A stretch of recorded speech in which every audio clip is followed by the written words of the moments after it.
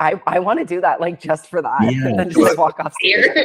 Yeah, like the athletes are on each side of the stage and they come out. Like in Japan, if you go to that Instagram account, you can see videos of what they do. And so when, like, for instance, if you fly into Japan, like it's a big deal. Like either the Japan Pro or the Tokyo Pro are awesome. And the promoter like films you and does like an interview with you. And so when you're coming out on stage, like, first of all, the place is packed, right? Like super, super packed. So there's tons of people there. And they have all the lights and the announcer, and they have like your name flashing up on the screen, smoke, and like then they play your video to the crowd, and you come walking out of the back of the center of the stage, and then do your routine and stuff. Like it's really cool. Like it's awesome. Okay, I'm sold. Those shows, and I saw the video for the Taiwan Pro, and that like one of my good friends judged that on last year. So huge show. Like they're big, like big crowds, big fans. They're really, really into it. Connie, do you know on what is it, Mean Girls, the mom, like when they're doing the Santa dance? That will be me at your show. And I'll just have like this massive wind blower and like exactly, and like smoke and smoke. Yeah. And the crowd I love it. Yeah, it is really cool. Yeah. All right. We are going to. I already started recording, so we're going to dig in. Yeah. Fantastic. Yeah. I slid that in there. Daz, how has your week been? Tell me something that's been going on. Stressful. So everyone that listens to the podcast regularly would know that I'm in the middle of trying to find a new rental because they're trying to put my rental price up by $80 a week. And so far, no luck. Okay, so just move to Cancun and you can stay with us. Yeah, so I'm wiping the dog off the application. I'm like, you're letting me down. What part of Australia? Don't even. Melbourne. Melbourne, okay. Yeah.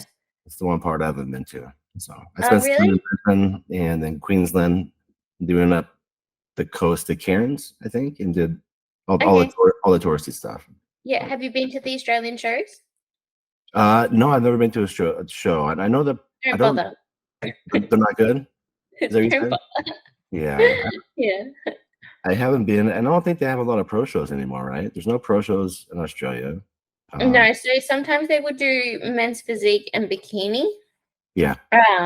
But yeah, there's not enough competitors. Oh, that's crazy. Because I know like a lot of the figure girls that come out of Australia, and yeah, it's the same thing. There's just no pro figure shows like anywhere in Australia or Asia, so they have to go really, really far to compete. Like yeah, and he only gives away 2 pro cards. Oh. Sorry, no, 2 pro cards per division a year.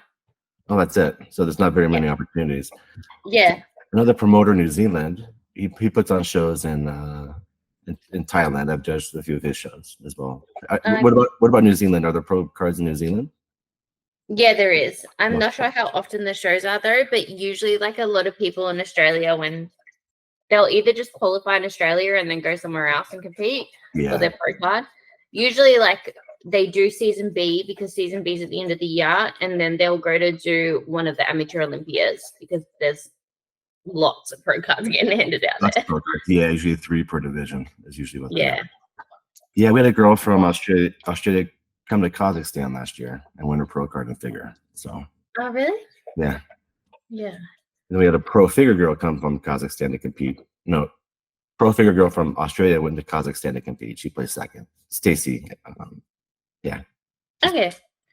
I'm going to get you to rate my physique at the end, but not rate, but critique my physique at the end. Yeah. I've been told that I would do better in like a Europe show because they like people to go a little bit leaner there. Yeah. Well, here's the thing. They shouldn't like people to be leaner. That's just what shows up. Yeah. And so if you have an American judge that rolls in, yeah, like that, we see that a lot, right? Where they see a girl win in Europe who's like really, really, especially for bikini, that's really lean.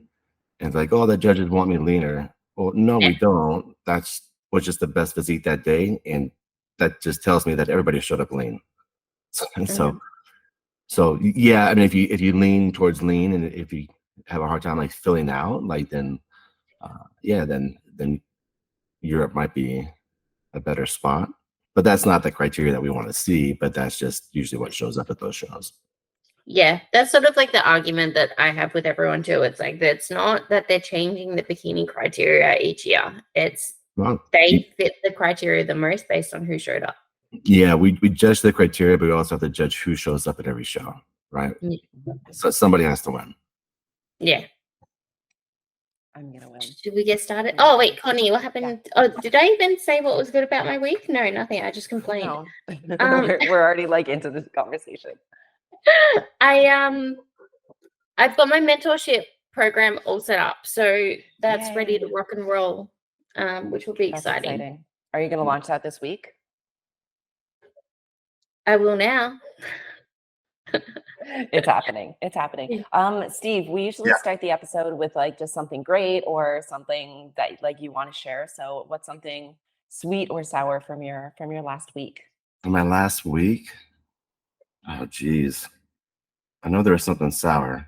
Let's see if I can. There's a lot of sour in my life. Did they try to put your rent up $80? No, my rent. No, luckily, no. I don't have the renting crisis yet. Let's see, something sweet. Geez, I don't know. Honestly, maybe something that like you've learned or something that you've tried. Well, here's something sweet. Like bodybuilding shows are finally starting to start up again. So usually this time of year, like we have a dead season, through like December, January, February. And then once March comes around, like that's when things get exciting. Like, everyone starts reconnecting again. So that's fun. It's fun. I always look forward to this time of year. You get excited about what shows you're going to go judge and seeing all your old friends. And it's a fun time of year. I love that. I love the community. That was one thing, like when I was getting into bodybuilding, I didn't realize how amazing the community is. Like, but yeah, even like the judges and everything. And it's not just like, yes, it is very professional, but it's also like the athletes go and talk to the judges and like your friends and you connect and stuff like that. And I think that's awesome. I love that. It's really fun because, as judges, we see so many athletes, so we get to connect with you guys and we really are invested in your journey and we want to see you guys get better. So for us, when we see you back on stage, you've made those improvements. It's really exciting for us to see that. I think it's a little bit different in Australia. The culture here isn't so positive. People are more see each other as competitors and don't want any business discussing or helping out other competitors. That was something that I really noticed when I went to the UK to present. The bodybuilding industry was so supportive. Like there was coaching teams like discussing ideas and stuff like back and forth about their clients. And I was like, we don't get that. Really? That's interesting. Yeah, it's definitely a big community. And I get it. Yeah, people want to win, right? You're not going to give away your secrets. But you want to win, but you also want to help each other out and see people do their best. I can tell you what to do to win, but it's such an individual sport. Like you have to, it's you versus you 99% of the time. That 1% is when you're up on stage being compared to everybody else. I would prefer to win against the best than to win against people that weren't any good. But clearly, but that's something you can't control, right? Like you just have to bring your best every time, and if somebody shows up, and you hope you have competition. Yeah. Courtney, share your week with us. I'm working on a business project, and I'm not gonna say exactly what it is yet, but I'm working on something, and I feel like I've been like through all of the emotions. Like how there's like, what is it, like the 5 steps of grieving or whatever, where it's like you start to feel angry and then you're overwhelmed and then you're excited and then you feel calm. Like I feel like I've been through a roller coaster of everything. So I feel like that has been my week, but also my month and the next like 2 months, but it's all good things. And you're both like, I have no idea what you're talking about, but things are good. But you can't tell. You can explain what it is. Is it a secret? Yes, it is. It's regarding my business and my coaching stuff, but like how that's actually going to look. Gotcha. She does this all the time. Like I think the last time it was, hey, I've got an idea for the next podcast, but I don't want to share it with you yet. We're not going to talk about it. They're like, okay, that's it. Okay, let's dig in because we've already had this conversation like partially started. Okay. Yeah. Dazz? your line. Yeah, it's my role, isn't it? This is Femme Radio. I'm Dazz. And I'm Court, and we're redefining health. So before we get into this amazing conversation today, please remember to leave us a 5-star rating. So today we have an awesome guest with us, and you've already heard him a little bit, and we're so excited to chat with him, get his expertise and analysis within the bodybuilding industry, and that is IFBB Pro League head judge Steve DeVore. So I am going to give a little bit of an intro first, and then we will get into this. And Steve, I love this whole intro that you said. I know you're like, I don't like talking about myself. I don't like talking about it. But I think this was awesome. So Steve is a distinguished figure in the world of bodybuilding and fitness, holding prestigious roles as an IFBB Pro League head judge, Olympia Judge, NPC National Judge, and NPC Chairman. His journey in the NPC began in 2015, starting as a regional judge and quickly rising through the ranks due to his dedication and keen eye for talent. By 2019, Steve's expertise and leadership were recognized with his appointment as an NPC Chairman. And by 2020, he ascended to the role of an IFBB Pro League judge. Steve's remarkable judging career has taken him across the globe, where he's head judge IFBB Pro League shows and pro qualifiers in a diverse array of countries, including Mexico, Canada, Japan, Singapore, Korea, Kazakhstan, Thailand, and India. This international experience not only highlights Steve's commitment to the sport, but also his ability to navigate complexities of a global stage, ensuring fairness and integrity in every competition. What sets Steve apart is not just his professional accomplishments, but his passion for the sport and its athletes. He cherishes the opportunity to interact with competitors from various backgrounds, playing a pivotal role in their athletic journey. Steve is dedicated to supporting athletes and achieving their dreams within the NPC and IFBB Pro League, offering guidance and encouragement every step of the way. Steve's career is a testament to his profound impact on bodybuilding, demonstrating his unwavering commitment to excellence, fairness, and the development of athletes worldwide. Welcome, Steve. Thank you so much to chat with us, and especially so early for you. Oh, thanks for having me, guys. It's an honor to be here, and hopefully I can address all your questions. And thanks for the intro. Yeah, I don't like hearing stuff about myself, so I'm blush a little bit. So yeah, it's been a fun journey so far as a judge, and I've met some incredible people. So exciting. So we're going to dig right in. Do you want me to kick off the first question? Okay. What are the judges looking for in each division? So going over sort of like bikini, wellness, figure, classics, men's physique, and open. I think that you don't have to go right into specifics, because people can just look it up. But I think it's more like, I guess what's kind of the standout criteria for you in each, and what kind of let's say, for example, bikini. With bikini, I'm always like, imagine you're a silhouette, and whichever one looks more like the hourglass figure is where the eyes are going of the judges, and then from there they dig a bit deeper.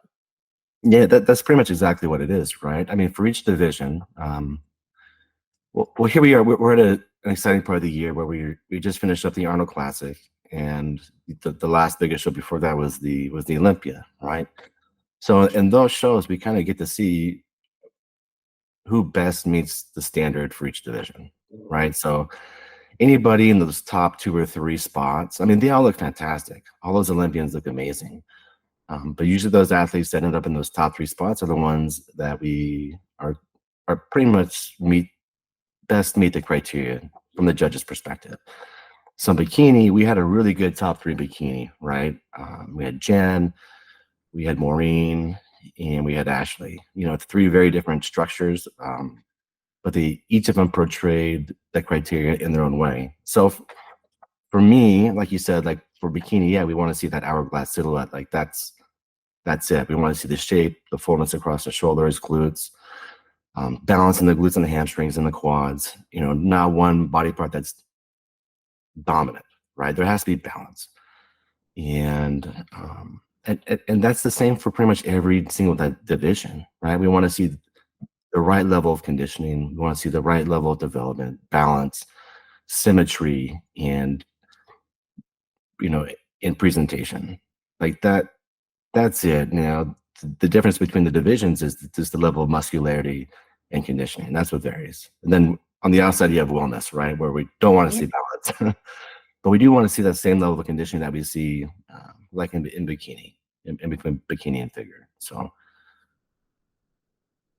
with bikini, I don't know everything about like all the categories. I just obviously focus on bikini. right. And I know with bikini, like there is, and I can't remember like when this was or whatever conversation, but someone was saying like, and how you had said is you kind of don't want like one body part to stand out. Whereas like a few years ago when Issa won, and it was like her waist, that was the thing. Like everyone talked about like Issa's waist, but it was like that was what stood out for her. Whereas like you look at it now, and yeah, there isn't like one body part that really stands out. Like you don't want to look at Jen and be like, oh, it's her shoulders, or look at Laura Lee and be like, oh, it's her glutes. Whereas like that was the case before, and you kind of want that like just everything looks good together as like the whole package. Yeah, everyone, you have to be complete, right? That's who you're going to see as the winner, the person who's most complete. And sometimes when you have a standout body part, it can be good or bad, right? Like, you know, when people talk about hair and makeup, I always get questions about suit, or should I do this or that? I was like, okay, like,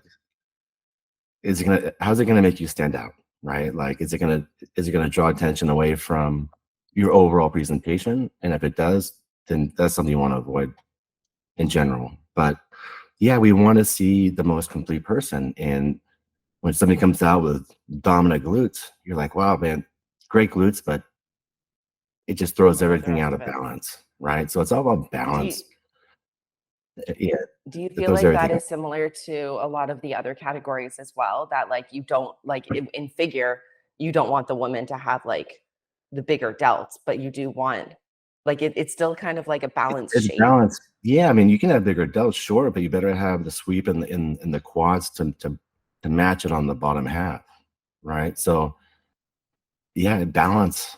You know, balance is more pleasing to the eye, right? So when you're judging and you're scanning across different physiques, the balance, it's nice when you see balance. It's just a more appealing and pleasing. Where do you kind of draw the line in bikini though? Like, because if we take Alison to Sue, Alison isn't the level of conditioning of a figure athlete. She hasn't got the lower body dominance of a wellness athlete. And particularly now, like, I don't know if you've seen her recently, but her upper body does match her lower body. But it's still like, compared to the other Olympians that we've seen in bikini, she's too muscular. And it's like, but then she doesn't have those wide lats, and she doesn't have, you know, the huge quads or the quad sweep or the striations or anything like that to go into figure. And it's sort of like, where do you draw the line in muscular development in bikini? Because then you would kind of like, being bodybuilding, you want to be the biggest and fit the criteria. It's like, well, then she ticks that, but at the same time, she's not bikini. Yeah, and that's a tough one, right? Because I've seen her pictures on social media, and by herself, yeah, she does look more muscular.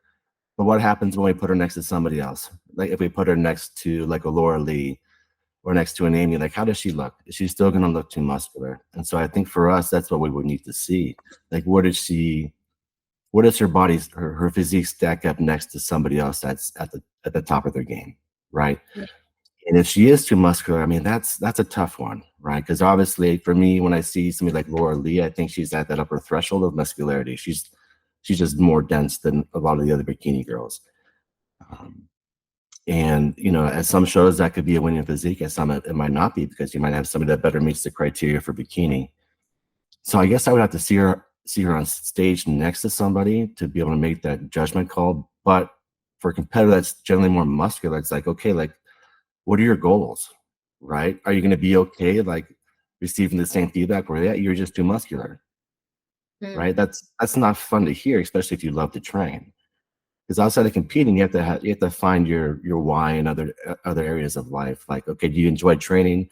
Are you responsive to your growth? Are you having less enjoyment while you train? Because honestly, like for us, we spend most of our time training, right? Like that's the fun part, like training and just living life and eating. Yeah. And it's hard for a lot of girls or athletes in general that want to limit their growth to meet the criteria for a division. Like we don't want that, right? I let out a little laugh there, because Courtney and I talk about that all the time. And it's like, if you don't fit the bikini criteria and you don't want to go to wellness, or you don't want to go to figure, do a bloody photo shoot. Like no one's making money from stepping on stage. Do a photo shoot, or just have thick skin, because you're going to hear the same feedback every time, especially from pro league judges or Olympia judges, right? Like, because for us, we want you to have success, and the feedback that we're going to give you is going to be geared towards you having the most success. Yeah, and So one the thing success is, well, you're just on the muscular side. Yeah, I've got a mental health coach that works on my team, and one thing that she constantly says is that if you don't have that stability and that values within yourself, where are you finding that within bodybuilding? Yeah, you have to find that the one thing that you can do, and like it's hard. It's a very subjective sport, and yeah, it's hard for some people to get feedback, and it's hard to give feedback too. So Yeah. Yeah. If you want to compete in the industry or compete in the sport, like you have to kind of follow their rules. Yeah. It's not necessarily what I want my body to look like. It's what the judges want my body to look like if I want to compete in it and do well. And if you don't Exactly. have that thick skin, or you don't have that inner peace within yourself, receiving constructive feedback from the judges just becomes pure criticism. Yeah. And we're not, I mean, yeah, we're critiquing you, but we're not criticizing physique. It takes a lot for these athletes to get on stage. It's a huge sacrifice financially, time-wise, and so yeah, like we have the utmost respect for them. So we're never going to criticize them. We just want to help them get better. And it's just some athletes just like I said, it's a tough one, right? Especially for people that are in between divisions. Yeah. Yeah. And then like if we go back to sort of like that bikini silhouette, I can although you said like we need to see them side by side, I could almost bet that if we put Allison side by side with, say, Ashley, Allison would have more of that silhouette look.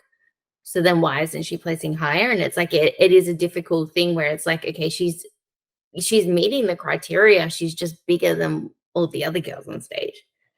Yeah. No, exactly.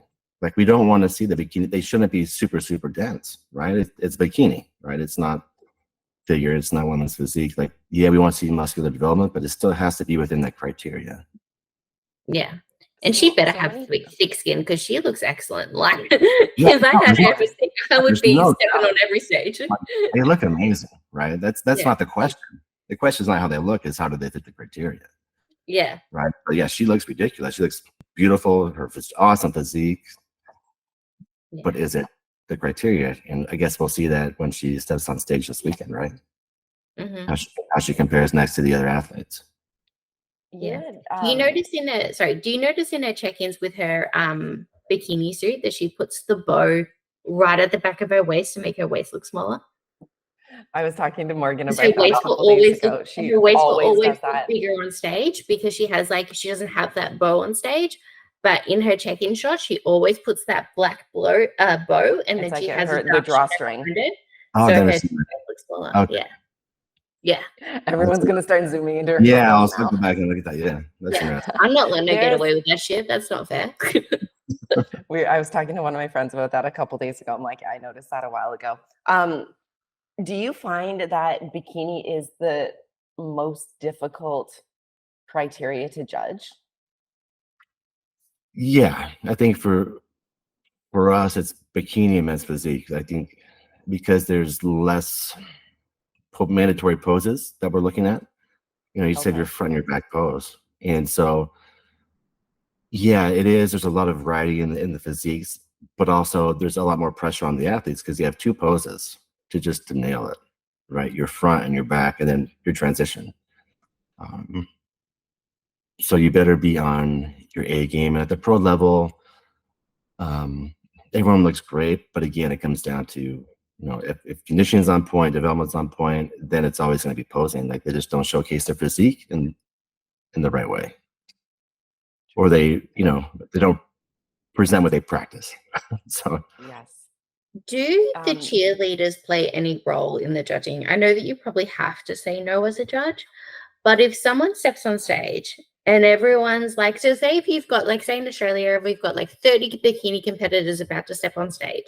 Yeah. Obviously, the ones that have the biggest cheer group are going to draw more attention to themselves.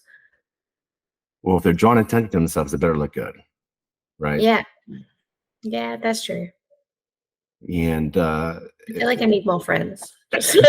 no, it doesn't. The cheerleading doesn't matter. Like, right? We're like, it's the same. I get the same question when I judge all these international shows. It's like, oh, he's the most popular athlete. He's the biggest influencer, so he's going to win.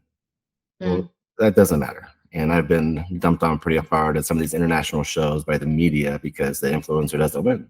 You know, instead it's the guy who deserved it from some small village in India, you know, that wins the show, and not the guy with 5 million followers on YouTube, right? Yeah. So, so definitely for us, it doesn't matter. Like, we don't know who you are. We don't know who your social media. Like I roll into shows, I'm just like, oh, the judge will be like, oh, this guy has, you know, 10 million followers. I was like, I don't care. Like, this guy doesn't have the other guy doesn't have a cell phone, right? So yeah, if you want to be an influencer, go to the WBFF. Exactly, right. And so for us, cheerleading, support's always awesome, and for the athletes, but for us as judges, it doesn't matter. So they'll cheer for you. We'll look at your number, and if you look good, great. If not, on to the next athlete. I love that. Do you you were talking about the hair, makeup, all of that stuff, like the jewelry. What are some like do's and don'ts of stage presence, and like how much does that stage presence actually matter? It matters quite a bit, especially at the upper level. Like I mean, it's important for amateurs and pros, more so for pros. Amateurs, you can get away with a little bit more because, you know, you could be a first-time competitor. The expectations aren't there that you're a pro. Like, there's a lot that we take into consideration. But yeah, hair, suit, and makeup. I mean, when it comes down to it, after the physique, like, that's usually what it comes down to. And I think, like I said earlier, like, don't do anything crazy. I know it's all fun to get all glammed up and do all the jewelry and stuff like that, but you know, there's a lot of things that you want to do that you could do in a photo shoot. I would save a lot of things for the photo shoot. Like, oh, like a lot of girls be like, oh, I want to wear a black suit. I'm like, 95% of the time that doesn't look good on stage. No, go buy a black suit and do a photo shoot with it, right? Because yeah, but you know, black's a great color, and it's great for photographs, but not on stage. One tip that someone gave me that I found really helpful for my competitors is to, if you can, see what kind of like background or stage lighting that they're using. Right. Because if it's going to be a very, very dark show, then you don't want to really go for like a navy blue or something either. Yeah, like something dark. You don't want to blend in, right? You don't want to pop. And that's where the suit color comes into play. But as like hair, skin, and makeup, like, don't do anything crazy, right? Like, it just, I don't know. Like It's a hard one. Is better sometimes, like, right? Because you don't want to distract away from the actual physique itself. But at the same time, it's like, do whatever makes you happy too, right? But just be ready to receive the feedback. Yeah, so for any classy guys listening, you don't need a mustache just because C-Bum's got a mustache. No mustache. Yeah. Apparently that's the rule now. It is. One thing that I do in my off season is I do not like edit my photos, but so like don't go like send me to Goob you. But what I do is I will edit like my bikini suit colors and then put them like kind of on stage. So I will look at like, what color suit do I want this year? What looks good with my skin tone? And then, like, the background of the stages, that's something I've started to look into when I compete, because you don't want to blend in. You want that contrast and be able to stand out in a complementary kind of way. For sure. Yeah. I don't Photoshop mine either, but I usually just put like Allison's glutes on mine and then her shoulders on mine. Yeah, that's then play around with the suit. Not Photoshop. No, that's not. I just put my face on C-Bum's body too. Yeah, it's fun to do that these days. At shows, we always have. Sometimes we'll have like a mustache count, right? We'll be like, noting down like, how many mustaches? What's the over/under for mustaches that we're going to see today? So I don't know if any other shows do this, and I don't really like it because I feel like it's just something that Australia chose to make up and award. They have in the bikini division, they have the best posing routine. Or the best poser on stage, and it's only for the bikini division. And I'm just like, but why? Like, because they're not doing a dancing routine or something like fitness does, or like even say like classic or open do. wouldn't they be more qualified to win the best posing award, not someone who walks in heels to the front of the stage, does their front and back pose and walks off? Yeah, that's odd. I've never ever seen that. Yeah, Like- the first time they did it, I remember I commented it and I was like, is this just something that we made up? And then my comment got deleted. That's only in Australia, right? Mm. Like, I've never seen it anywhere Yeah, else. best posing. I mean, I think it's to do with the sponsor thing. Like, I think they're sponsoring like this posing company, and then they're like, "Oh, hey, let's do this to get more exposure." But who critiques the best posing routine? I have no idea. Again, how do you go? I like that one the Not best. IFBB Pro approved. And then they get a crown, but the that's- person who wins the pro card doesn't get a crown. Oh, that's interesting. Yeah, I've never seen that. Yeah, it's like turning into a beauty pageant. Like, it's just ridiculous. Yeah. No, And that's crazy. that's what encourages like almost getting carried away, you know, like, and Steve, I know that you've seen this before, and this is not like a hit on Mexico, but like there's like a lot of the competitors here, you see them doing like the bigger and like the more extravagant things when it's in the like the NPC or the like the amateur league, and you're like, yeah, but like we just want to tone it down, and it's like almost pushing, like encouraging the wrong direction of what they want to see. Right. Yeah, we see that a lot in Europe as well. Right. Yeah. Especially as athletes come over from different federations where the presentations are a little bit different. We do want to see that stuff at the pro level, but at the amateur level, the presentation time is just, it doesn't allow for that usually. So Yeah. in order to maximize your time on stage, we just want you guys to hit your mandatory poses for the most part. Showcase, make sure you hit the front and the back. The best things. Make it nice and make it quick, Get because off. we have like 1,000 athletes that are going to be coming to the stage. So Another thing that you brought up was like the amount of financial investment that goes into competing. Do the judges or like who's ever giving out this posing award have any idea how much it costs for posing lessons? right. In Australia, they will charge like $200 for an hour or something. No wonder everyone's just jumping on YouTube. Yeah, no, it's crazy. And yeah, that's I don't know. Yeah, there's so much that goes into the sport. I mean, just that show day expense is crazy by itself. The travel, the hotel, hair, suit, makeup. I just started booking things for Vancouver, and I'm like, yeah, this is so expensive. Like the whole year in my mind, I'm like, yeah, this year is going to be like, I'm going to travel all over the world and compete. Now I'm like, oh, Vancouver. And the first one is like killing me already. Yeah. So looking at each like division standards, and like we had talked about at the beginning that there are like differences across the world, and that's based on like who shows up. Where maybe like what countries do you find, would you say that the US is kind of like the gold standard, I guess, of where you see like the most consistency? And then what countries do you find a bigger contrast?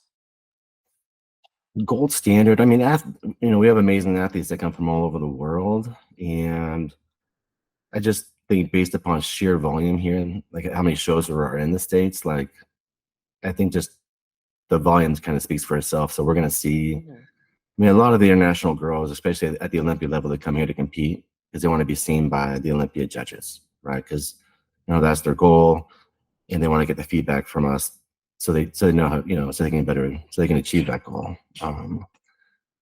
But yeah, across the globe, yeah, it's tough. Like you guys said, in Europe, like people just kind of tend to come in harder. And one of the things that we've tried to do is to send judges from the States, head judges around the world, to kind of help the other judges, like to kind of rein them in a little bit, to make sure that we are judging to the same criteria. So the IFBB and the NPC, especially at these pro qualifiers. So for us, like when we travel outside the States, it's usually for a pro qualifier or a pro show. And we just want to make sure that everything's being judged fairly into the criteria that we have set for each division. And yeah, for us, I think it like in Europe and things like that, that's usually where we see athletes come in like pretty hard. What do you know why that is? Like, would that be more of a, I want to say like geographical location, but it is like in Australia, presuming not a lot of people will travel out, because like if you want to go and travel somewhere, go to another country. Like you have to go kind of to the States, or you have to kind of travel far. So a lot of the countries or the people in certain countries, they just kind of like stay in their country, and then it's kind of like the who shows up. Yeah, Does like that make sense? I think so. And I don't know. I think it's a lot of factors. I can't pretty much say, I can't like pinpoint and say, yeah, it's this. I mean, it has to do with the coaching, what's being awarded, and who shows up. Right. Okay. So if everyone shows up hard in bikini, then somebody that's hard is going to win. Now, whether or not the person comes up and gets feedback from us, Yeah. that's different, because then we would be like, yeah, you're too hard. Like, if you want to continue on as a pro, or I assume that you do, then you have to soften up quite a bit. Like, we don't want to see those striations or that not that much separation in detail. Yeah, it's just a tough one, because somebody has to win at these shows, right? And so you can't just go say, yeah, no pro cards because you guys don't meet the criteria. But yeah, Have you had those experiences where it's been like super hard to judge, and like you almost don't want to give out a pro card because you're like, like nobody actually really fits the criteria? yeah, of course. I mean, you don't think like that. You think, man, like, okay, this person's gonna win a pro card, but their chances of being competitive at the pro level are very, very slim. Mm-hmm. And so, yeah, people win pro cards, and that's their goal, and they don't go on to compete, and that's And that's it. I saw some girl.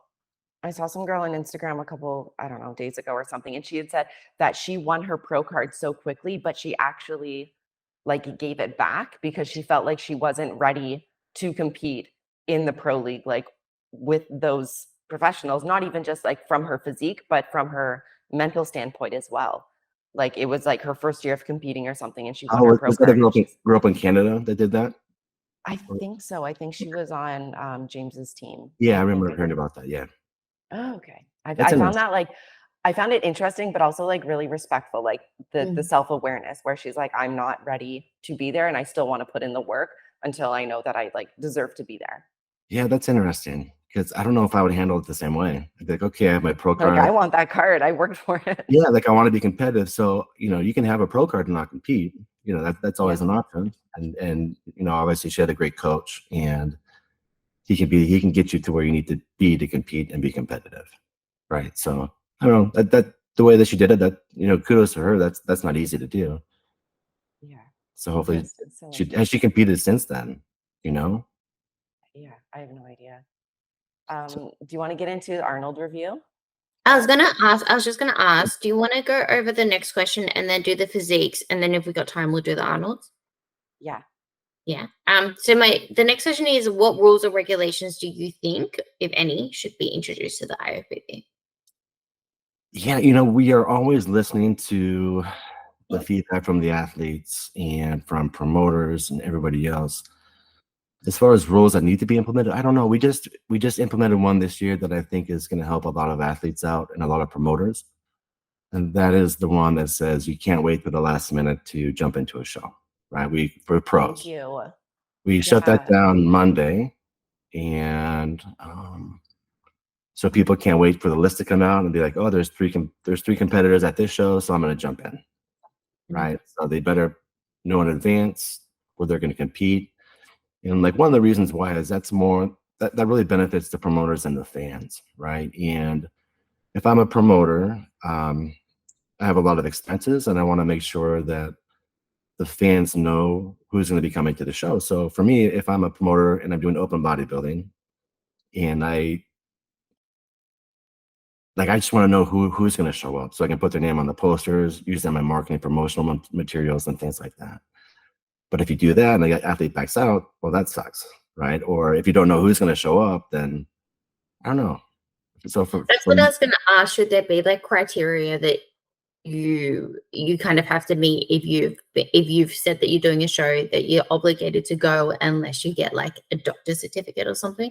Yeah, that's a rule too, right? Once you contract, there are penalties if you back out of the contract for that very same reason, right? If a promoter puts money in to promoting you as an athlete, I mean, that's not free as graphic designers and printing costs or whatever he's doing to promote his show. So and then the spectators too, like sometimes they're paying to see someone. Like obviously the Olympia is probably a bad example because it's the Olympia, but a lot of people were upset that Nick Walker didn't step on stage. And I can imagine that if that was a smaller show and Nick Walker got injured and couldn't step on stage, it's money out of the then you have unhappy fans, right? And then the promoter is the one who's left dealing with the consequences. You know, not Nick, it's the fans that pay for the tickets that want their money back.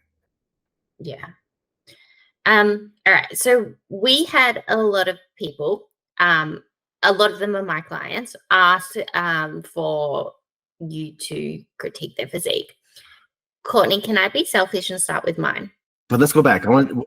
Are there any rules that you think? Oh, sorry, I thought we were done. No, on the athlete side that you think should be implemented. I'm just curious. Yes. Oh, I do. Let's hear it. Yeah, because that's interesting to me. I don't. It's more to do around the criteria. So I think that we could get a little bit more specific with the criteria. For example, with the recent Arnold's with the classic division, it could be like there was 2 completely different physiques on stage. So if we could nail that down a little bit more and go, okay, this is why Wesley won. This. Ramon doesn't have that kind of thing. And I know that it's hard, but like if we could get a little bit more specific, and probably more so with bikini, like I said, kind of like putting that limit on how big are they allowed to get?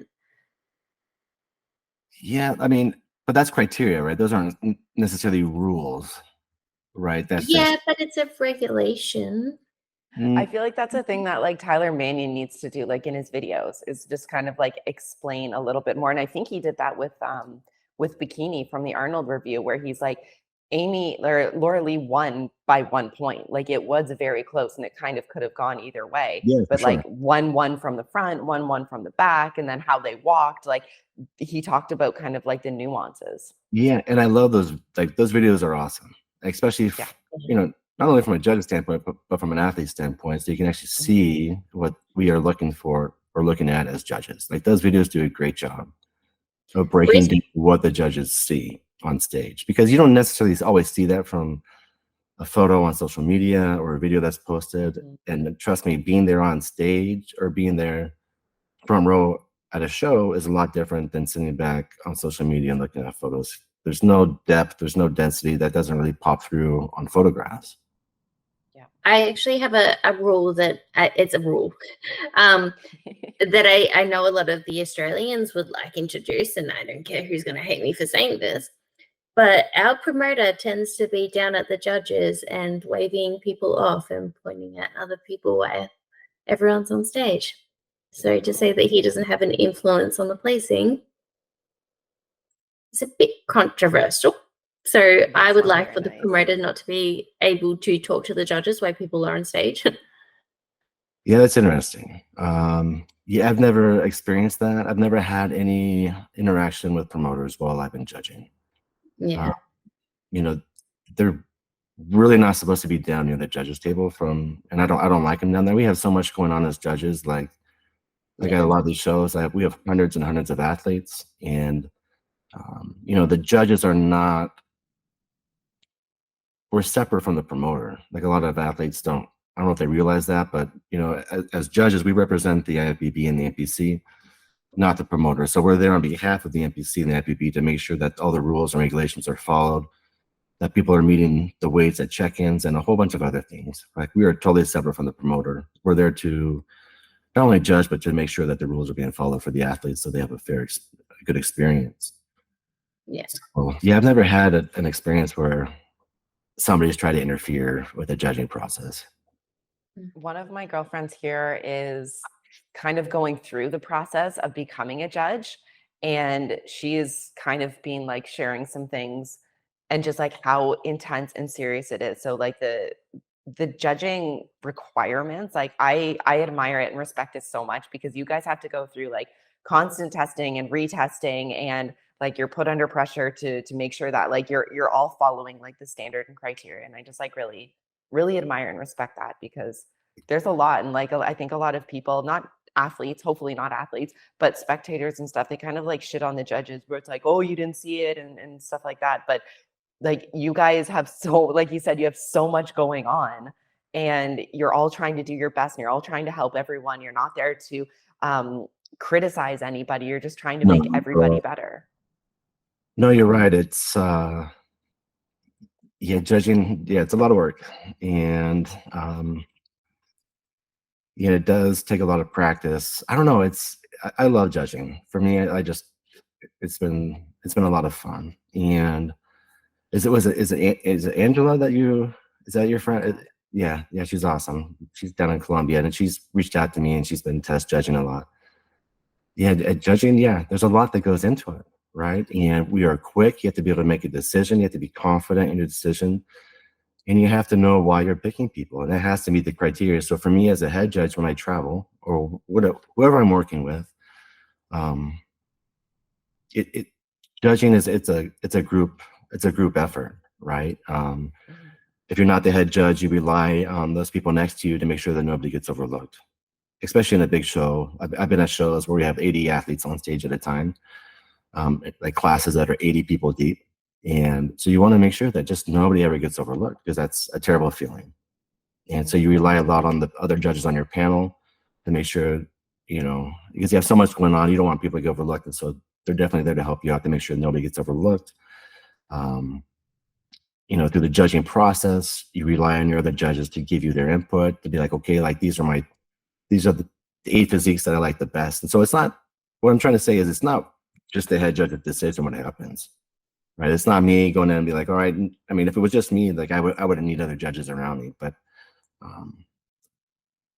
we do, and we rely on each other to help each other out, to make sure that all the athletes get seen, that nobody gets overlooked, and yeah, there's a lot that goes into it.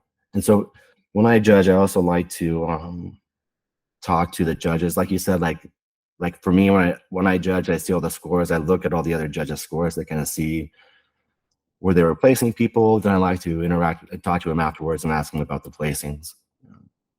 Figure out why they picked somebody. For you guys to learn as well, right? Like maybe something that you kind of overlooked or something. Yeah, and I want to help the other judges too, because when you travel internationally, these judges don't have a lot of experience or a lot of interactions, and they have goals too. They want to be a pro judge. They want to come to the States and judge. And so for me, it's always an honor to sit down with them after the show or during the show and explain to them why I'm moving the people around the way I am, like what I'm seeing as I go through the process of, kind of bringing people towards the center. I love it. I have one rule that I would like implemented, please. Yes. I understand that with the male athletes, that having carpet flooring is great, so they don't like slip and slide when they're sweating, but having carpets in heels is so fucking horrible. And I hate it. And please ban that from like every show. How do we do it? Because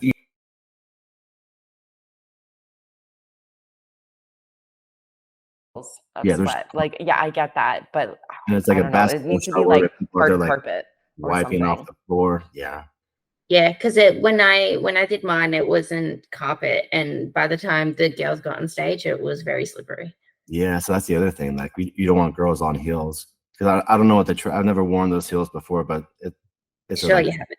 Is there traction like on the bottom of them so you don't slip around? It's the traction, but also like we don't have a lot of like grounding, right? And when it's like cloudy, and I think that was an issue at Olympia last year, like in 2022, where some of the girls were saying like the floor was kind of wobbly, and that was the same thing that we had at the Mexico show.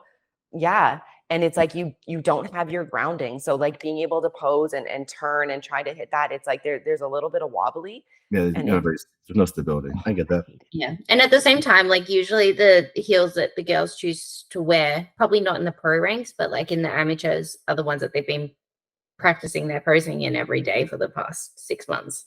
So the bottoms are great. That's why I always tell girls to practice on carpet and practice on hard surfaces, because it's going to vary show by show. Whatever the stage is like. So it's hard. Do you want to get into? Yeah, that would be a hard rule to implement, because you've been to some of these venues where you're just like, it is what it is, and the promoter can't do anything about it. Can we also allow girls to choose their own song? Thank you. You should. Can we do a bikini post down at the end? I have seen bikini post downs. Would you prefer Vice a versa. video or pictures? Whatever you want. Okay. All right, we'll do a video. Do the videos, yeah. If we have videos. Well, some people didn't send in a video, so some of theirs will just be shots. I can sing if you want music. Yeah, play some music. We gotta, you look great. Pick your song, Daz. No.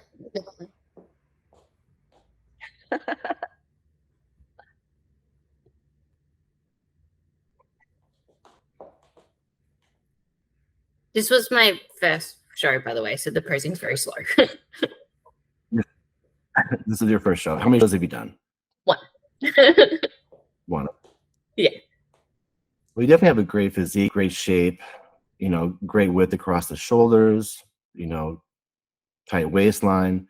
I would say that you are too hard in this picture, in these, right? So you can see if I'm looking at this, I can see there's a really deep cut in the quads, between the quads and the hamstrings, and in the back, your hamstrings are pretty dug out, right? There's too much there, and that's where we tend to draw the line. We want to see the tie-ins, but we definitely don't want to see like dug out hamstrings. And so when you get to that level of conditioning out, you tend to lose a little bit of the fullness in the glutes as well. So we want to see full glutes and just a little bit less detail in the hamstrings. But other than that, everything else. They definitely made that clear with the placing because they put me last. Yeah, so you know that it's a tough one, right? Because we definitely shy away from girls being too lean. But no, like you have a great physique. There's no question. Yeah, it's just the condition is very. I thought you would have shared one from very European, like a recent, like your weekend. Oh yeah, I can show a recent one. I put a recent one there just in case, but it's pretty much the same. I just haven't been practicing my posing here. Court, do you want to go next? Do you want me to bring yours up? Okay. This is from last weekend. I am technically 18 weeks out. Oh my God, Lord. And I remember my feedback from when Steve gave it to me back in Mexico last year. Yeah. And what was the feedback? The feedback was I needed more like density or depth between like around my glute ham tie-in. Yeah.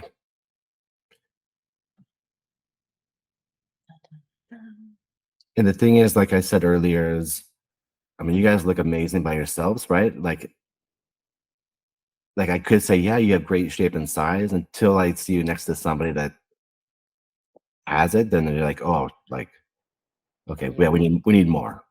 I was too small in the lineup. Oh yeah, that's where my lighting got really bad.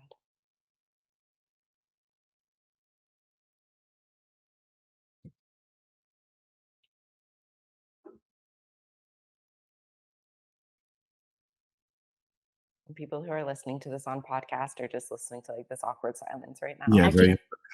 That's okay. And continue the singing.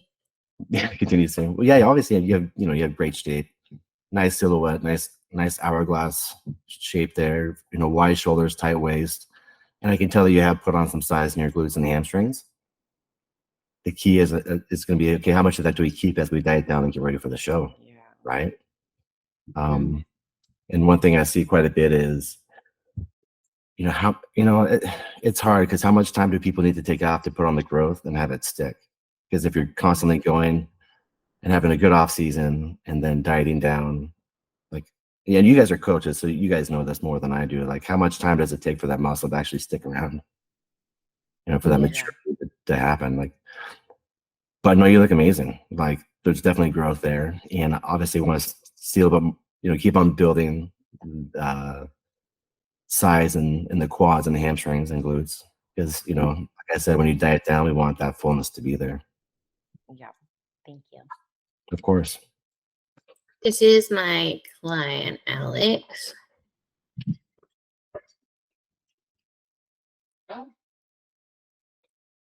Oh, was he in Texas this year at Nationals? So he came on to work with me just after his show. So I'm pretty sure this was Texas. But I wasn't his coach at this show. Okay. Yeah, I judged this one.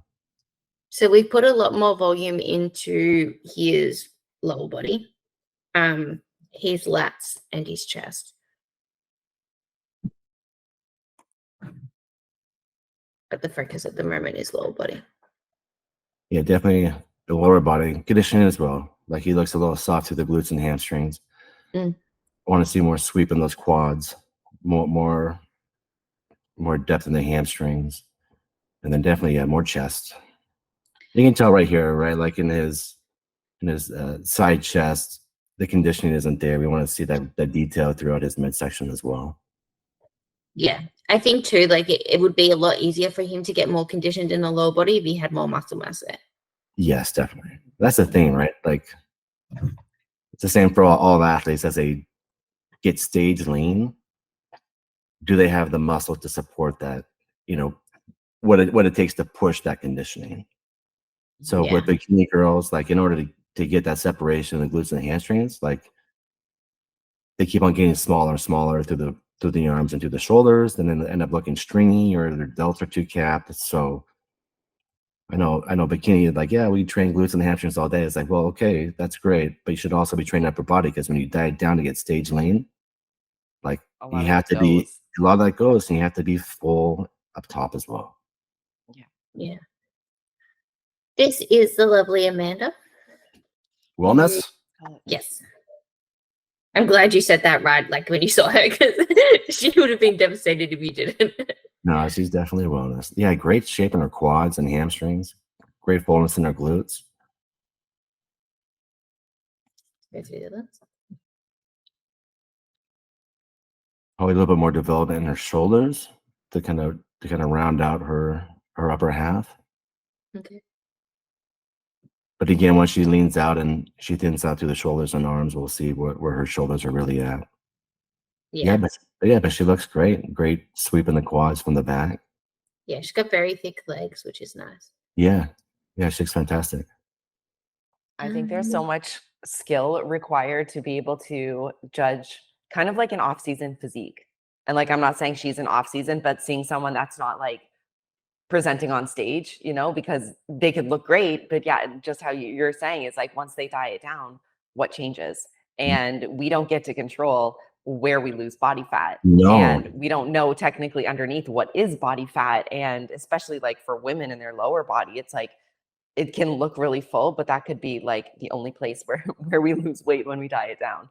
Yeah, and a lot of that comes with experience too. Like the more shows you do and the more feedback you get. Like I see it a lot with new competitors where they get on stage and they're so excited and they've had this amazing transformation, and they're not quite stage lean yet, and they want to know, okay, what do I need to work on? And sometimes it's obvious, yeah, like we can see where you need to work, but part of it's like, well, you got to keep on pushing and get leaner so we can actually see what's under and what you have to work with to give you proper feedback. This is Benny. He is very, very new to bodybuilding, but he's very, very enthusiastic. Well, yeah, he's got great structure, great bone structure. For him, it's just he needs a lot of yeah, especially in the lower body. He looks a little pretty imbalanced there, so a lot more glutes, hamstring, just lower body in general. But yeah, great structure. Great passion as well. He's got a very good head on his shoulders, that boy. Which always makes it. This is my client, Celine. Her last show, probably this one's better. And so for her, we're working on just a lot more density within the muscles, particularly in the glutes and the hamstrings. Yeah, that's what it looks like here. It looks like she's pretty quad dominant in her back pose, and she needs to bring up her glutes to match the quads, and add more size in the hamstrings. And then I think once she has that muscle, it'll be easier to kind of lean out in that lower body and bring that detail they want to see in the glutes and the hamstrings. Yeah, and in this back pose as well, I've told her not to bring her elbows back so much because it takes away from the shoulders popping. Yeah, because in her front pose, her shoulder isn't popping. Is her arm turned out? Maybe have her roll her arm forward a little bit in that front pose to make that. That's a good pose. Yeah. It's crazy how posing can just like absolutely change everything. It Like does. just one tiny little turn. Yeah, like if you roll your hand out, like it changes, like, you know, yeah. Especially for the males, I find like even just little cues, like squeeze your thumb and turn your thumb in, and it's like, okay, well that did everything we needed it to do. Yeah, exactly. But I think with Celine, like the thing that I love about her is when you look at her, she just looks beautiful on stage. It's like it's captivating, and I think that if she can get that little bit more. Yeah. This is my client Emma. Now she is one of the ones that is always like, I'm not ready to compete. I'm not ready to compete. And she wants it. She's like, send the photos in so that I get another 3 years of competing. And I was like, I'm not doing that, but I did.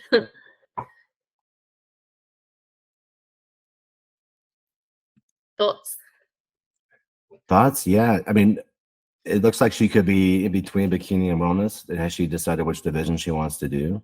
So she was aiming for wellness when she first came to me, and I kind of talked her into staying with bikini just from the level of time that it would take to put up to wellness and the amount that she was willing to kind of push the other stuff. Well, it looks like she had great structure, right? Like the width in her shoulders. She has hamstrings and quads. The muscle's there. In that front pose, I don't know. It looks like she could use a little bit more pop in her glutes, and that could be a posing thing. But if you go to the back pose again, let's see the back. I think she's like, because she practiced wellness posing for a long time, so I think she's trying to learn how to go back to sort of bikini as well. Yeah, then you can tell right here, and it could be the photo, but it looks like she needs a bit more density in her glutes. Yeah, more fullness in her glutes, especially into that upper shelf. Yeah, that's what we're focusing on at the moment too. But she's shelf not is as like far the away as hardest thing what in the she world. thinks. I know. She's not as far away as what she thinks she is. No, she's not. Definitely not. And I would say for her, get on stage, get lean, and then see. And see, yeah. I was saying that to one of my girlfriends. She was in the like IFBB elite league, and now she wants to come into NPC. She's taken 2 years off for wellness, and she's like, I'm not ready to compete. Like I know that I still need to grow. And like, I get that. And that's what our coaches are for. But it's like, yeah, but you need to go in front of the judges. You need to diet down. You need to get conditioned. You need to show what you have and then get that feedback from the judges. Because like, yes, we need to listen to our coaches, but ultimately like the judges are the ones that are going to tell us yes or no. You need to see them in a lineup too to see like how much muscle they have. And then beyond that, like just from a mental side, it's like, how about we just freaking step on stage, see if we actually enjoy doing this before we spend the next 3 years bodybuilding. Exactly. Right. And yeah, like you said, she might be a lot closer than she thinks she is mentally. And getting that confidence, I think so. And the feedback after stepping on stage, like for a lot of people, that's like the spark that makes them push even harder. Yeah. But if you're always putting it off because of fear or I'm not wanting to get the feedback, I'm not ready, just do it. Right. Yeah. This is Jeanette. She hasn't learned her mandatories yet, but wait till I'm going to show you. Look at the side pose. Yeah, she is. Glutes. Yeah. She has. Yeah, we're trying to bring up her shoulders more, so she's got some of that. She's got more balance there. Yeah. But I definitely want to try and get her on stage by the end of the year. Yeah, definitely a balance issue. So upper body, but it looks like she has great glutes and the hamstrings, and lower body is spot on. Yeah. She has one of those physiques, and I'm gonna try and say this, and hopefully it's like really respectful. You know, when like you see a pregnant woman and from the front she doesn't look pregnant, you turn from the side and you're like, oh, you're pregnant.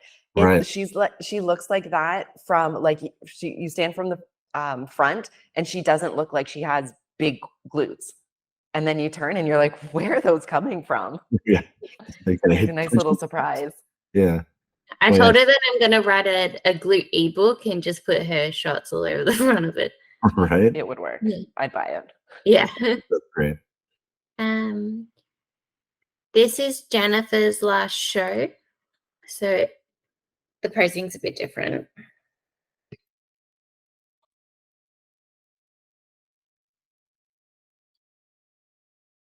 What federation do they put their hands up like that? Because I've seen that before, and I'm like, what is that? In Australia, it's ICM.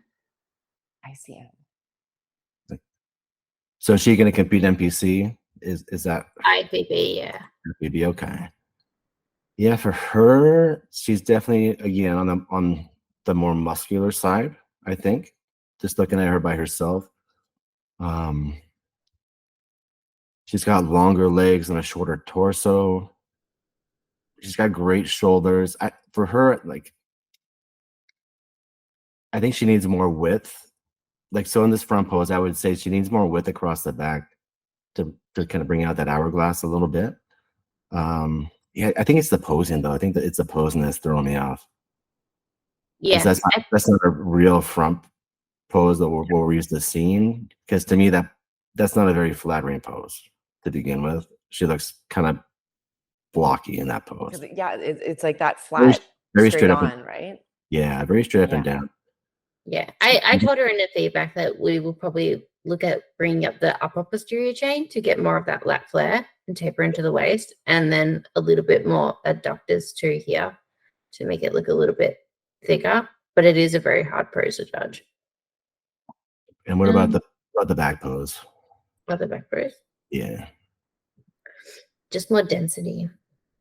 Yeah, I mean, she's got great density to the back. I mean, got a great back. It just that front pose, it wasn't. I think a lot of that's just like posing changes. Posing, yeah, because you can see that you can do so much with posing. Yeah, you can see great development in her back. I imagine that a lot of the IFBB girls would look much leaner in the back if their hair wasn't on their back. Yeah, they do. That's why I wanted to cover it up. Yeah. You don't want to see that detail. Isn't that so weird? It's like it's bodybuilding, but like in bikini, it's like hide it. Hide it.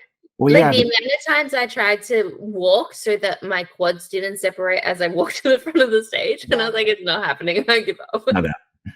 Yeah, no, it's crazy. Like, yeah, because when you see a girl with the lean back, that's where it is bodybuilding, right? So for us as judges, we're like, oh, in every other division, it's like conditioning. We want to see detail and separation and all the other stuff. So yeah, when you see in a bikini competitor, that's where the eye goes, right? You're like, oh, look at her conditioning, but that's not where it's supposed to be in bikini. It's supposed to be on the shape and the silhouette and the fullness of everything instead of the level of detail in the back. The judge at my show compared me to Dorian Yates with the conditioning because my name's Darian Bates. So it's like we got a female version of Dorian Yates on stage. Which I took with full stride. I was like, if that's the one compliment I walk away with today, I'm happy with it. I would take that. This is Josh.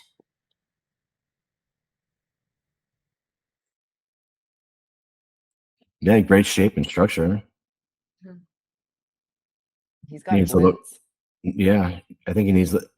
That's the deceptive part about photos for me. From this photo, it looks like he needs more density in his back. Right, okay. Needs more thickness in his back. I don't like this side pose on him. I don't like that he kind of like pushes his belly out. I get what he's trying to do with the posterior back tilt, but I keep trying to get him to like hold that in a little bit better. And he should angle more towards bring his upper body more towards the judges in this pose, right? Okay. That'll help his midsection look a little bit tighter, and also create a little bit more width across the shoulders. Yeah. But I think overall he's got very, very good balance. Yeah, he does. He looks great. Yeah. He hasn't competed yet either. So this is his girlfriend, Mercedes. I think it's Mercedes. She's Sadie's. And I kind of just went with Mercedes. Okay. So I've been making that up. Yeah, she looks great. Great shape. No, she's clearly gonna do figure. I'm assuming. Yeah. Yeah, but she looks great. Nice high waist, nice flare in the quads. Yeah.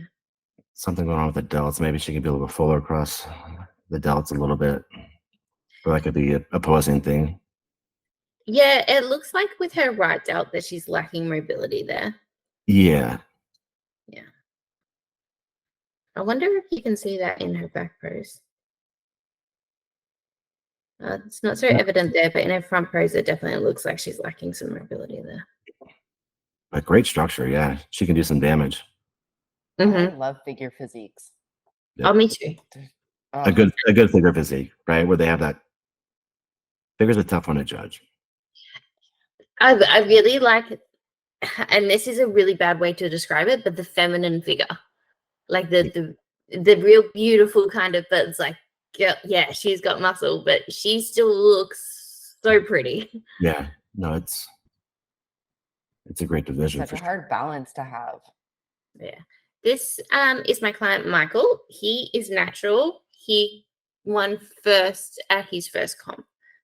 So this is obviously in his off season. Yeah, he looks great. Just more upper body to balance. He's got great leg development. Do you know what? That's what we've been focusing on this round, because if you look back at his stage shots, his legs were way too small in comparison to his upper body.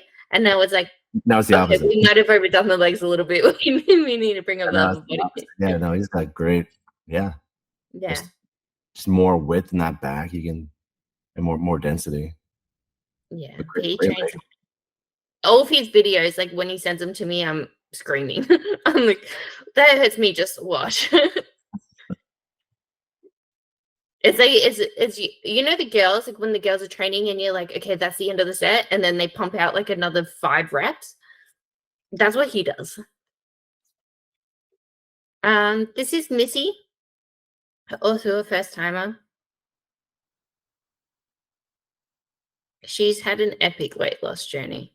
Yeah, that's fantastic.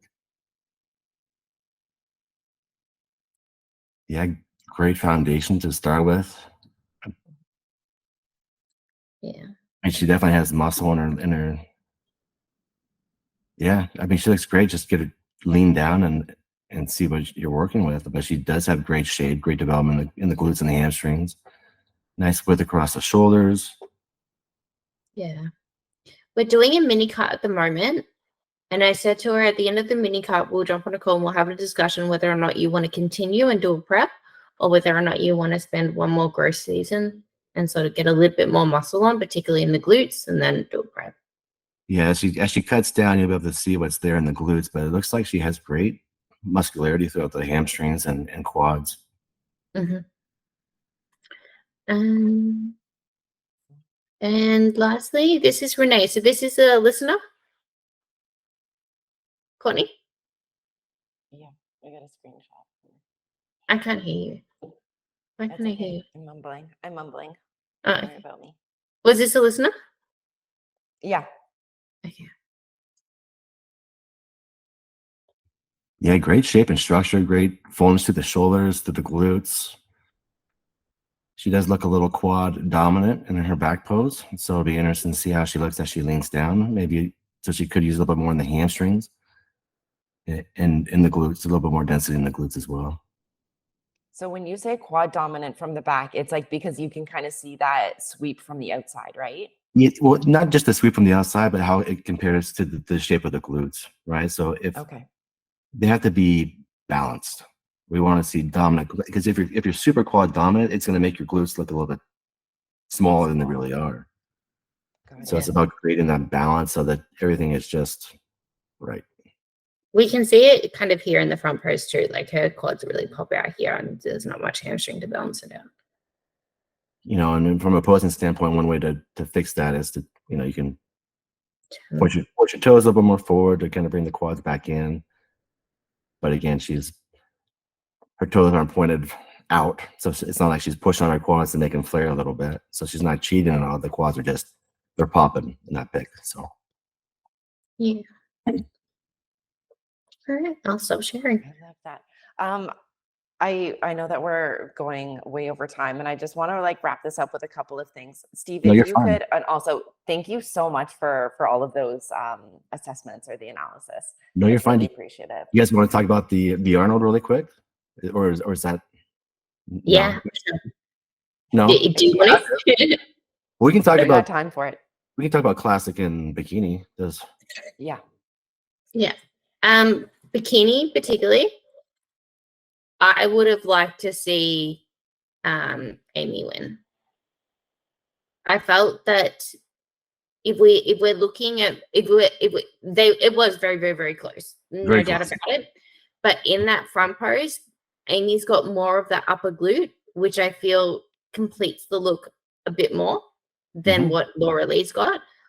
And I feel like if we look at the back pose, Laura Lee is much wider in comparison to her glutes, whereas Amy's much more balanced in that back pose. Yeah, and I think a lot of the judges probably felt the same way that you did, because like you saw, I don't know if you looked at the scores or not, but it was close. It was 1 point. So that means you had, 4 judges for Amy and 5 for Laura Lee. And for me, looking at the pictures now, it's different being there, watching them walk, in that final confirmation round. But for me, I love Laura Lee's look. To me, she's on the upper side.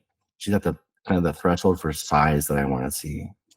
I mean, I think she has a little bit bigger bone structure, so she carries a little bit more muscle on her frame. For me, I like Amy's look better in the front pose and the back pose. Her bone structure is a little bit smaller, so she has these nice little joints. To me, it was a much more of a bikini, what I like to see in bikini. Now, some of the judges thought the other way, some of them leaned to Amy, so it was close. And I think the more judges you would have put on the panel, like it would have been split like the whole way down, because 2 amazing physiques on stage. But respectively, Steve and I are correct. We know better. I would have had Amy by a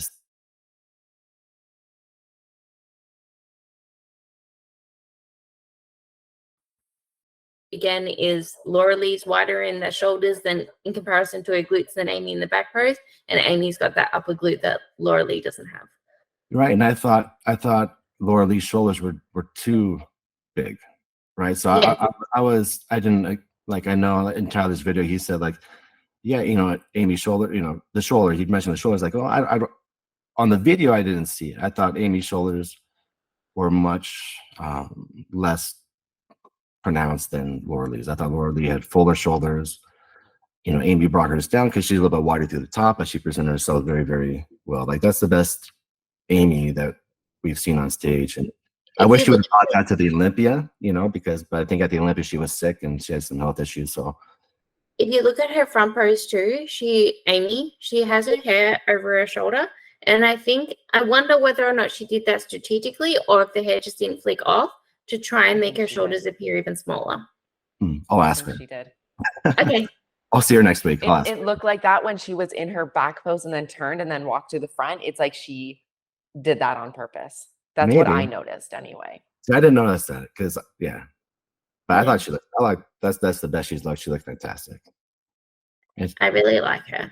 I was really hoping she got a better place at the Olympia too. I can't help but look at her when she steps on stage. Right? Yeah, she looked great at the Olympia. She was a little bit off. She had the food poisoning. Yeah.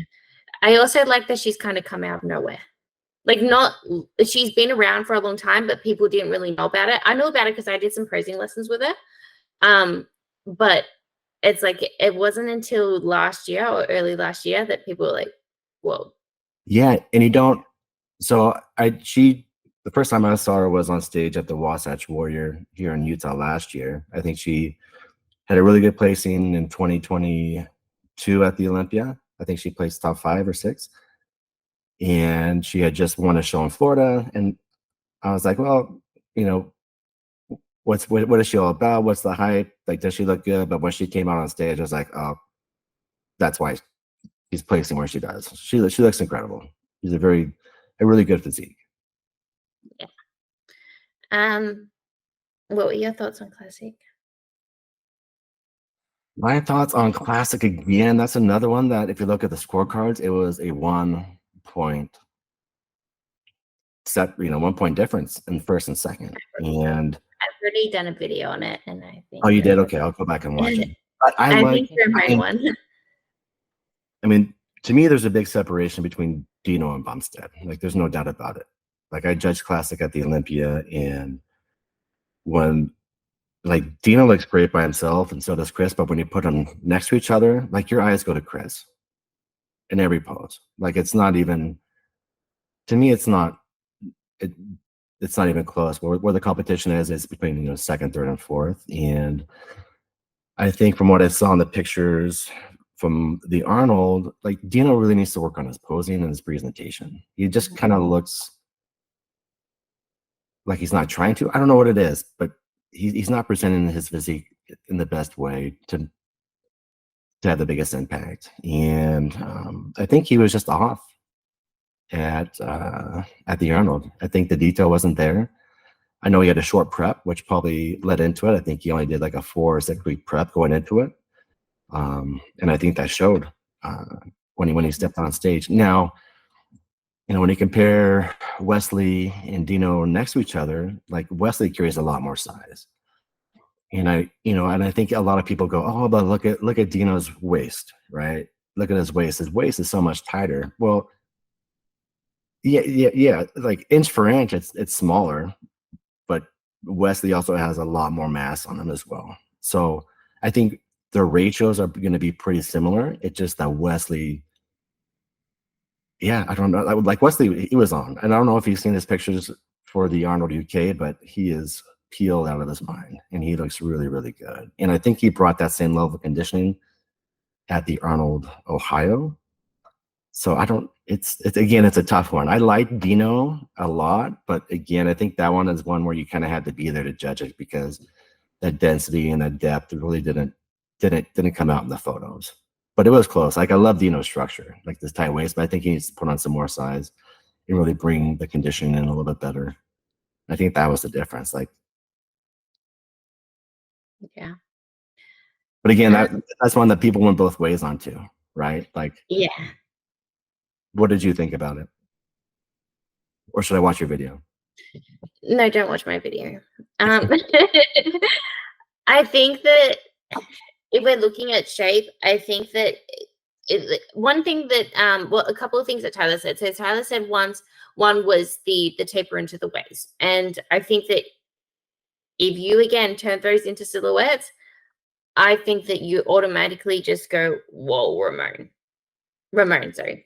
You don't go, Wesley looks a little bit more like a fridge to me. In the kindest way possible. Next to Dino, right? Yeah. Because Dino has a tight waist. And so when you like, visually, you're like, oh, like, his waist is so much tighter. Yeah. But I agree with all the adjustments that Tyler pointed out with his posing. I totally agree with that. But then again, like, if we look at the side pose, Tyler said that Wesley was more conditioned in the lower body, and I was like, no, he's not. Ramon looks way more conditioned. And then when we go to the back pose, you can't even see striations in Wesley's glutes, but you can see them in Ramon's. And then in the front abs, I know that Ramon won that one, but there's no shape again in Wesley. Like, he looks like a rectangle. Yeah. And so for these divisions, like Classic, like, it's always hard, because I feel like I have to be there, because these pictures that we see, they're just like a glimpse. They're like that one moment, and it could be like a transition moment that was captured, but when they're sitting there holding their poses, like things change a ton. And so, yeah, you might see striations in Dino's as he's transitioning, but what does it look like when he's holding his pose, and how does it compare to Wesley as he's holding his pose?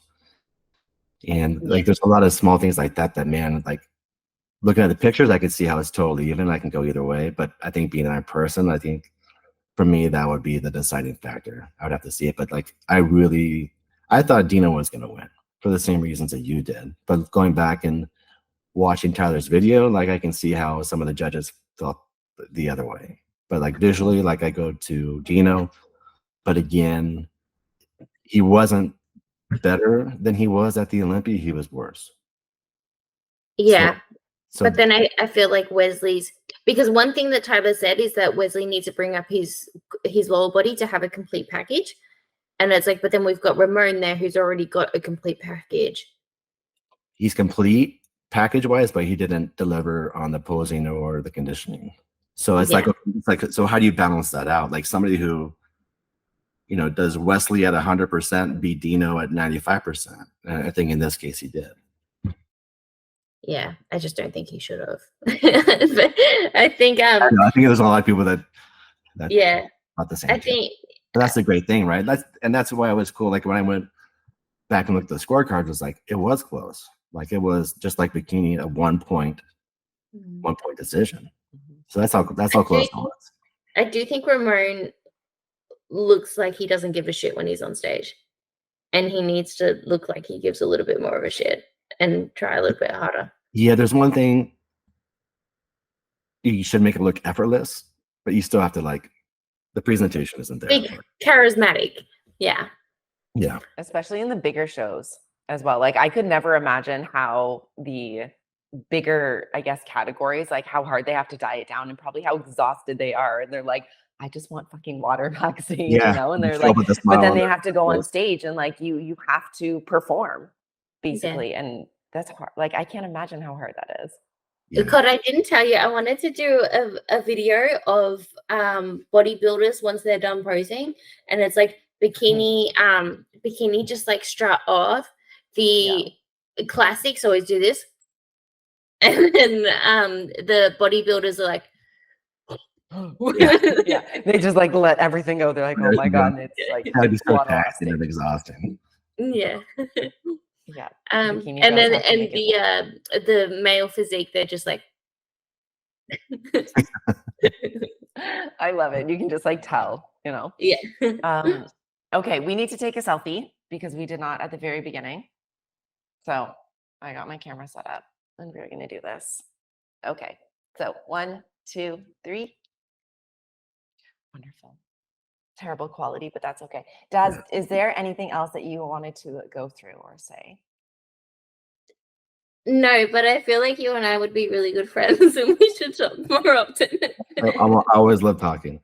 No, I love talking about this stuff. It's so fascinating. Like we have such a cool industry, right? And you get to meet. That's one thing that I love. I get to meet so many cool people, and I've had a lot of like life-changing things happen as I've gone out and traveled and met the athletes, and it's been a really cool experience, and none of it would have been possible without bodybuilding, without the IFBB or NPC. And so it's really cool to see how it, you know, we have our own little subculture and we're so unique, so unhealthy and healthy at the same time that, you know, it's fun to travel the world and meet people that have the same interests that you do. Yeah. I think I'm all up for like different opinions. Like the video that I put out about Ramon and Wesley, I think only like 2 people agreed with me and the others didn't. And I'm like, that's totally cool. No, it's totally, like it's the same when we're listening. To get that contrast. It's the same when we're judging, right? We don't sit there and debate. I mean, we talk about who we like, but we don't sit there and debate it the whole time because we're never going to totally agree on everything. So at the end of the day, we're like, all right, you put who you have in first, I'll put who I have, and we'll see what happens at the end. And I think that's what we saw in Classic, Physique, and Bikini. Like I'm sure if they wanted to, they could sit there all day and talk about why they liked, you know, Laura Lee over Amy or Amy over Laura Lee. But at the end of the day, it's like, all right, you have to put down who you think is gonna, you know, your placings and just see what happens. And that's what they did, and that's how it should be, right? Like, not everyone's gonna be unanimous. And it's such a weird sport to judge too, because it's not like who crossed the finish line first or who jumped the highest or who threw the ball the furthest. Like that's very measurable. No, you can't quantify these things. Body fat percentage. There's no, you know, there's nothing that you can quantify except for the actual scores at the end of the day. Yeah. And how long did you prep for? How low did your calories go? Like there's none of that. It doesn't matter. It's like it's so cool because it can be so interesting and fun to do, but then it can also be like really discouraging, you know, when you're like, oh my god, like how hard did I work? Well, it doesn't matter like how hard you work. It doesn't matter kind of what you do not on stage. What matters is like the 15 or 45 seconds you have to show.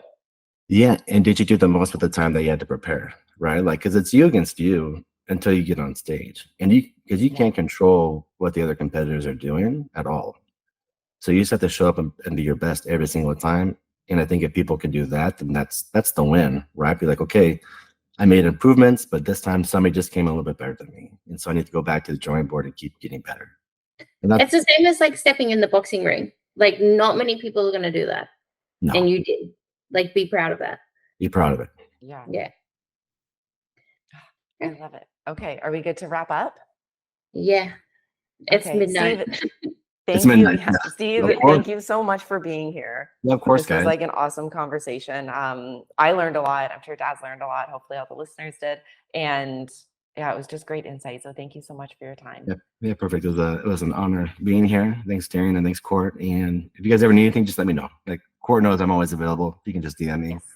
and I'll always Awesome. Thank respond. you. So if people ever have questions or want feedback, yeah, that's what we're here for. So Yeah. Awesome. Thank you so much. So You're that's welcome. it for this episode of Femme Radio. Make sure that you are subscribed and connected with us for more discussions, empowering conversations of redefined health. And please give Steve a follow on IG. Yes. Thanks, guys. Bye, guys. We'll see you. Bye-bye.